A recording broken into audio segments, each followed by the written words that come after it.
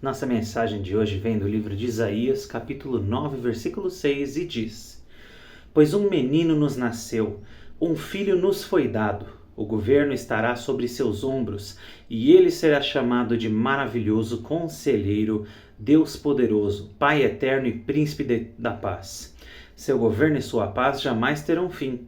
Reinará com imparcialidade e justiça no trono de Davi, para todo sempre. Vou parar por aqui. Esse texto ele vem lá no Antigo Testamento. Tem gente que acha que Jesus aparece só no Novo Testamento e realmente, narrar assim a história da vida de Jesus é algo que só acontece ali a partir do Novo Testamento, por isso que tem esse nome. É uma nova aliança, um Novo Testamento. Mas não é nenhuma surpresa. Os judeus já esperavam os Messias. E apesar deles não acreditarem, alguns deles, até hoje não acreditarem que Jesus era sim o Messias que tinha sido prometido, quanto mais a gente lê, no Antigo Testamento mesmo, quanto mais a gente lê do amor de Deus, do perdão de Deus e das promessas que Deus tem e da misericórdia que Deus quer derramar, e a gente começa a ver promessas como essa, falando que virá um conselheiro maravilhoso, Deus poderoso, príncipe da paz, e ele vai reinar para sempre. Justiça no trono de Davi, de quem Jesus é descendente.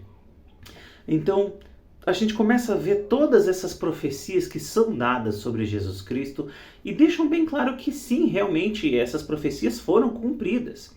O próprio Jesus Cristo fala isso quando ele lê, ele pega textos ali de profetas e ele fala que naquele dia aquela profecia está se cumprindo nele. E tanto que tinha gente que queria matar Jesus, porque achava que ele estava se igualando a Deus.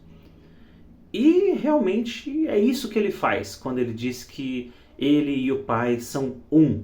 Para os judeus isso era um absurdo. Deus é poderoso, distante, é o mestre acima de todos. É uma visão talvez um pouco parecida, com uma visão que a gente vê até um pouco no islamismo hoje em dia, onde eles creem, numa divindade, mas ela é muito acima dos homens e ela não se mistura, de uma certa maneira com os homens.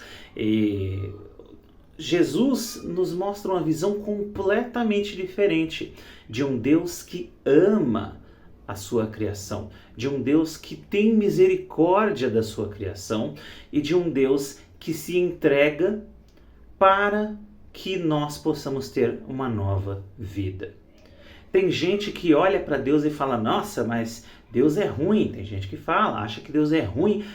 Poxa, só porque eu fiz uma coisinha ali, outra coisinha aqui, eu vou para o inferno? Só porque isso é pecado, mas era algo que eu queria fazer? Como é que pode ser ruim se eu queria fazer? Por que Deus é ruim desse jeito? E essas ideias tão bobas, que ignoram uma das coisas mais importantes do nosso relacionamento com Deus, que é Deus não quer que ninguém vá para o inferno. Senão Jesus Cristo não teria entregado a própria vida na cruz para que ninguém tivesse que passar por isso. Jesus se entrega. E às vezes nós, como filhos ingratos, ainda reclamamos, achando que o nosso Pai Celestial é ruim com a gente. Poxa, Ele deu a vida para te salvar, Ele te dá salvação, Ele te dá uma vida nova.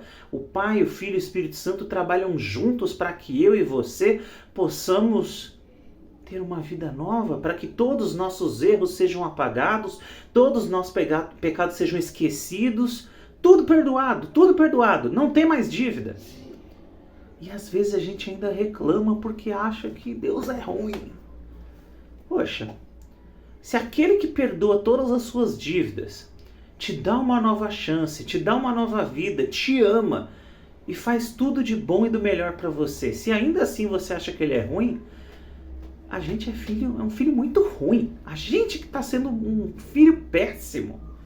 Nós não estamos dando orgulho ao nosso Pai Celestial, não estamos honrando Ele. Ele merece coisa muito melhor do que nós, mas por amor, mesmo assim, Ele continua nos dando novas chances, perdoando nossos erros, nos recebendo novamente, nos levantando quando caímos. Por quê? Porque Deus nos ama. É tudo isso, é isso. Tudo que Deus faz é porque Ele nos ama. E às vezes, o filho não entende porque que o pai coloca ele de castigo para ele aprender uma lição. E aí, às vezes, também na nossa vida, a gente passa por umas situações que a gente fica, eu não entendo porque que eu estou passando por essa situação. Se Deus fosse bonzinho mesmo, Ele não deixava eu passar por essa situação. Com a mesma ingratidão de um filho que fala, se meu pai me amasse de verdade, não me botava de castigo. Às vezes, o filho mereceu o castigo. Às vezes, se ele não tivesse uma consequência para as coisas péssimas que ele fez, o filho ia continuar fazendo, achando que não tinha nada de errado. Então a gente tem que parar de levar o nosso relacionamento com Deus como se fôssemos filhos ingratos e entender que Jesus Cristo se entregou por nós.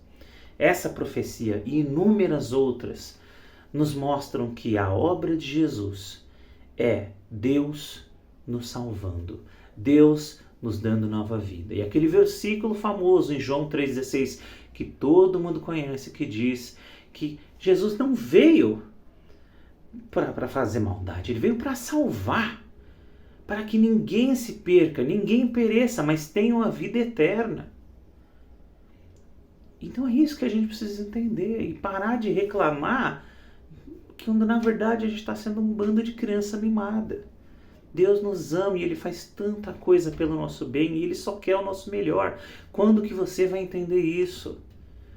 Para de reclamar das coisas que você não tem, para de reclamar das coisas que você queria que fossem diferentes e comece a entender que caminhar com Deus é uma vida, é um aprendizado. E tem dias que às vezes você não vai poder fazer tudo o que você quer. Tem dias que você vai ter que aprender uma lição. Ai, mas eu não gosto de aprender lição. É claro que a gente não gosta, mas tem hora que a gente precisa. E tem coisas que Deus faz com a gente porque a gente está precisando aprender. E que a gente possa mudar. Que eu possa mudar, que você possa mudar, que nós possamos mudar para que a gente pare de ser tão ingratos. E entenda que nosso Deus nos ama e Ele só quer o melhor para nós. Tenham um bom dia, queridos. Fiquem com Deus e fiquem na paz. Até a próxima e tchau.